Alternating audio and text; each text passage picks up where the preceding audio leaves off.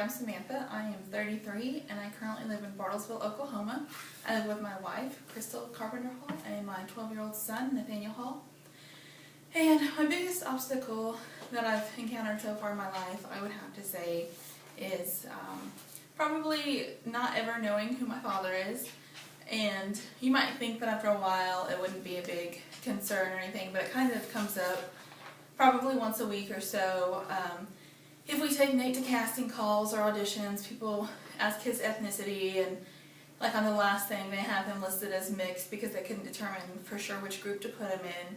Or people will stop and ask about his hair or things like that. Or even when you fill out a job application and it asks which category to put yourself in, I don't fully know, so I just pick what I know mostly, which is my mother. So that'd be my biggest obstacle, and hopefully I will be able to find out a little bit more about my ethnicity later this year. Some challenges that I currently face are raising a preteen that seems almost emo at times. He can be very challenging and mouthy, but I have the support of Crystal. She really helps me with that. She's definitely the yin to my yang, and everything that I can't do, she definitely helps me or reminds me that I'm not alone, so I'm very thankful that I get to have her to fall back on. One of the hardest things about being gay in this town is that there's really not anywhere for like-minded people to gather. There's no equality center, there's not any gay bars or facilities that I'm aware of, and it's kind of just not talked about. There's always, not always, but a lot of the time there's defend marriage banners on the side of the road, or political signs, things like that, just to remind you, you are in Oklahoma and it's not okay.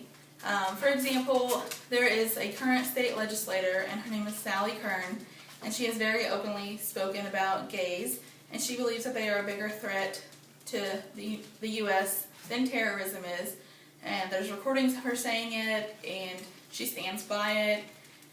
And she, every 2 years, she still keeps getting elected. She still is currently in office. And right when it first broke as news, I think in like 2008 or 9 or something, a few days later they had a private congressional session, and she received a standing ovation from other Republican legislators. And that definitely makes it an obstacle to be here in Oklahoma. There are crimes that they're not classified as hate crimes because we don't have that here, but where gays are targeted and homophobic slurs will be painted on their cars, or they're being yelled as the person's being attacked. We have more than anybody should have, but I found 2 for last year and then about 1 a year for the previous years, and I've put some links in what I'm going to send to you guys so you can look them up and see if you're curious. Some of my biggest fears would probably be something happening to Nate because of our lifestyle, because it's not his fault. He doesn't even get an option, and here, like I said, with all the political ads and people clapping and thinking how great it is that someone is speaking out against homophobia, that could be someone's parent, and that child could be going to school with my child, and they could hurt him. He's not gay, but they could hurt him because his parents are. So that's one of my biggest fears. What brings me joy is spending time with my family.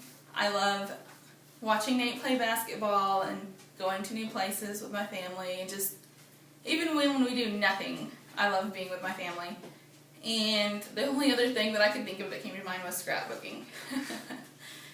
And I want to tell my story because I want people to know that we are just a normal family, like everybody else, with the same struggles, raising a preteen or working and trying to get by, and maybe they'll identify with us, maybe they'll relate, maybe it'll change one person's mind, and that's all I can hope for, is to hope to make the world a better place, one person at a time.